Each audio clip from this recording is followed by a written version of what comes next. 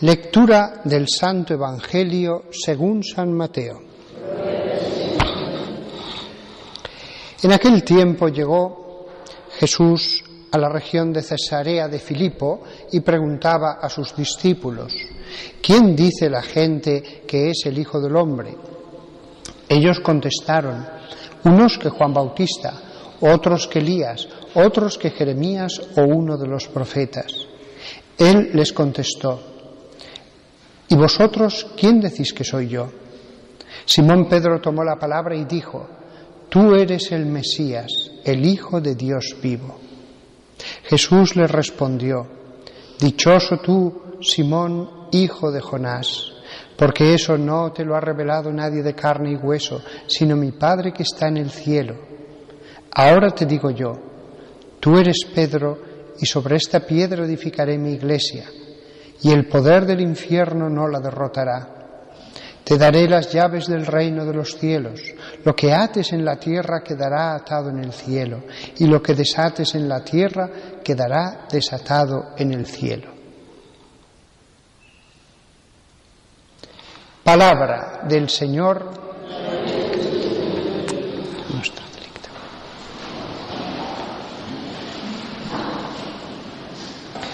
En el Evangelio que hemos leído hoy, me gustaría fijarme en un detalle.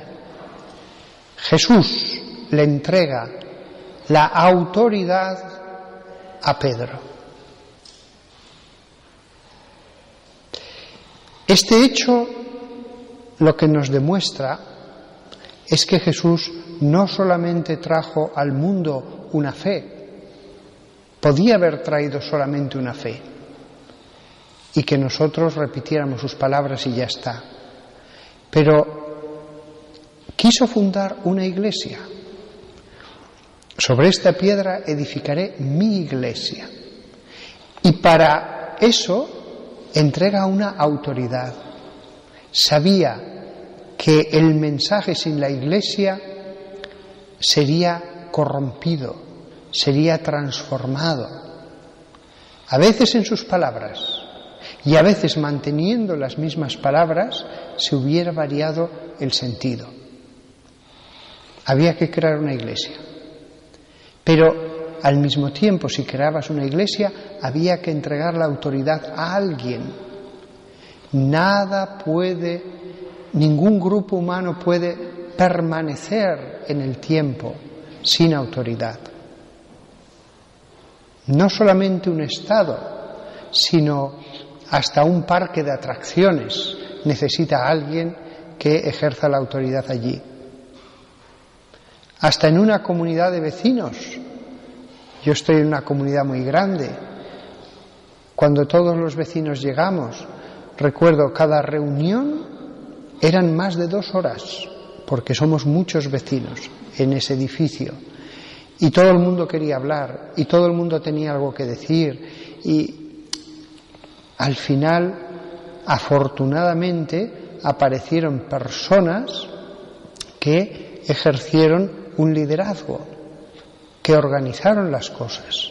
Y todo el mundo le pareció muy bien, porque ya todos estaban hartos de que cada vez que nos reuniéramos fueran tantas horas. Hasta en el credo, cuando rezamos el credo en la misa, se necesita uno que ponga orden, porque a mí me ha pasado ya varias veces que en alguna iglesia siempre hay una señora que va una línea por delante o una línea por detrás. Si es una señora no pasa nada, pero a veces las señoras del banco se le unen y hay un grupito que va una línea por delante y otro por detrás. Recuerdo una vez que el error se fue extendiendo porque tenía muy buena voz la señora, y al final, en ese credo a 2 tiempos, hubo tal lío en un momento dado que tuve que decir: esperad, mirad, vamos a parar, seguid mi voz mientras lo leo, porque allí ya nadie podía seguir nada. Había una lucha entre 2 grupos, cada uno en una línea, y después el tercer grupo de los que se despistaban. Hasta para rezar el credo, se necesita alguien que ponga un poco de orden a veces. Mientras no pasa nada, no se nota tanto la falta de autoridad, pero antes o después hay situaciones en que sí. Lo mismo pasa con la Iglesia. Y la Iglesia es una cosa más impresionante que cualquier autoridad humana, porque hay autoridad humana en el Estado o en una ciudad o en una región, y después hay autoridad en una empresa.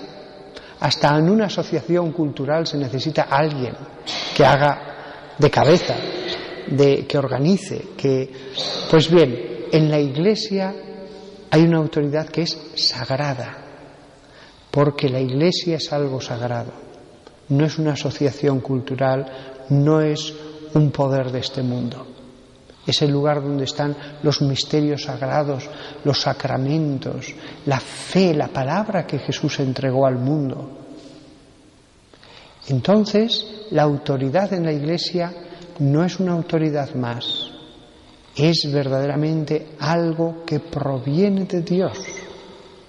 Fijaos que en el Estado, por ejemplo, los gobernados votan y el poder es entregado a un gobernante.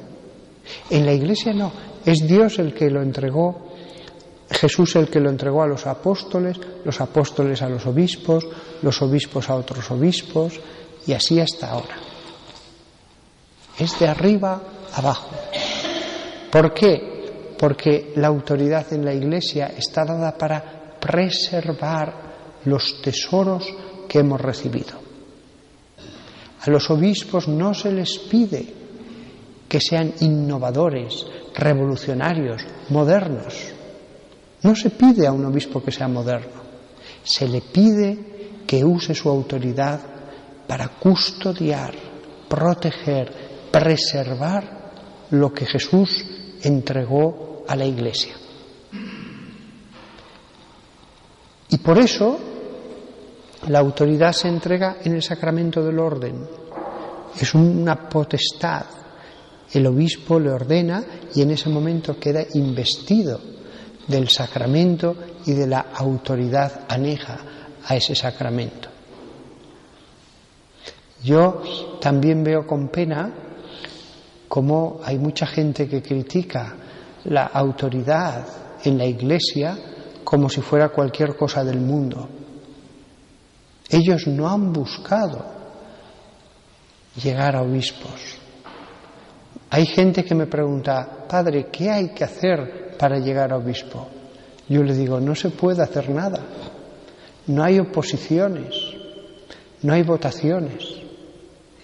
Uno está de párroco o de capellán o en otro puesto y de pronto el Papa le elige a uno para ser padre de un pequeño rebaño en el mundo.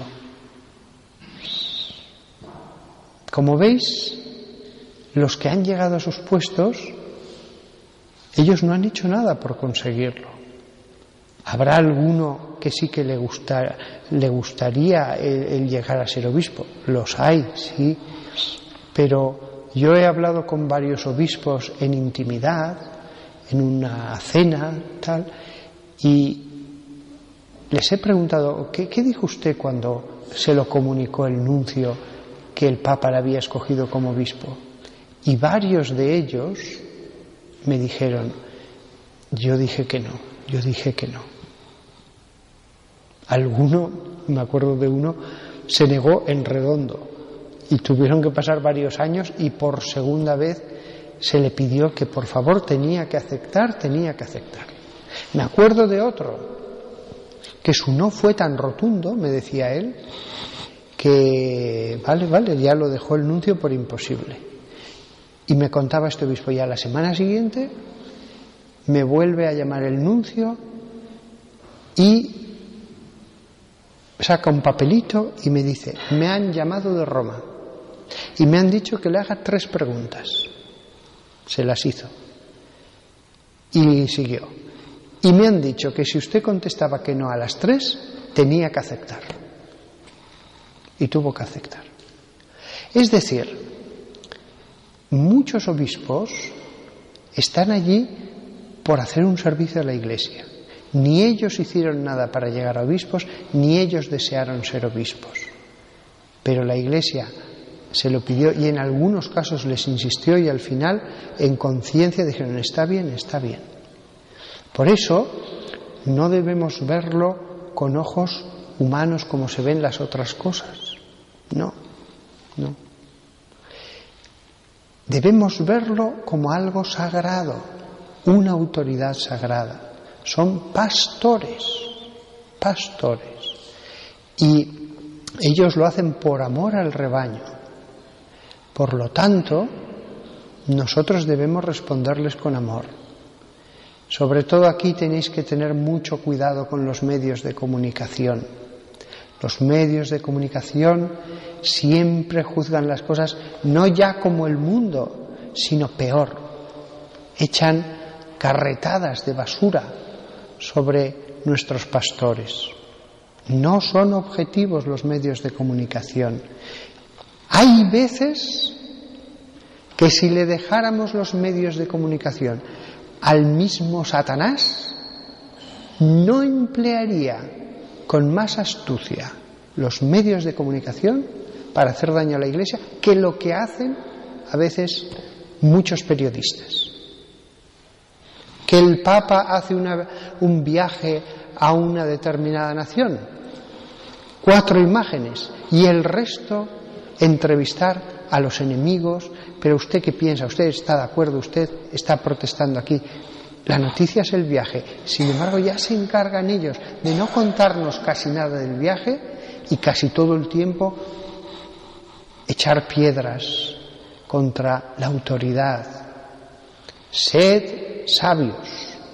Mirad que hay ya desde hace muchos años una verdadera campaña para separar a los pastores del rebaño. Porque los lobos saben que si el rebaño va por libre, caerá totalmente en sus manos. Frente a esto, frente a tanta calumnia, frente a tantas cosas, aunque haya pecado, pero hay más calumnia que pecado, las palabras de Jesús, cuando dice: tú eres Pedro y sobre esta piedra edificaré mi iglesia y el poder del infierno no la derrotará. Te daré las llaves del reino de los cielos. Lo que ates en la tierra quedará atado en el cielo. En la Iglesia solo hay una autoridad: los obispos. Y sobre los obispos, el sucesor de Pedro. Nadie más. Ni los medios de comunicación, ni los gobernantes, ni nadie. La Iglesia, la autoridad en la Iglesia, Jesús, cuando estaba sobre la tierra, la entregó directamente a ellos, que a su vez la entregaron a los obispos. Seamos, por lo tanto, obedientes, respetuosos. No murmuremos internamente, que hay personas que interiormente siempre están criticando, siempre están pensando mal, y a veces el mal procede del que critica, que ve no lo que hay, sino que ve con sus ojos turbios, con sus ojos verdaderamente emponzoñados.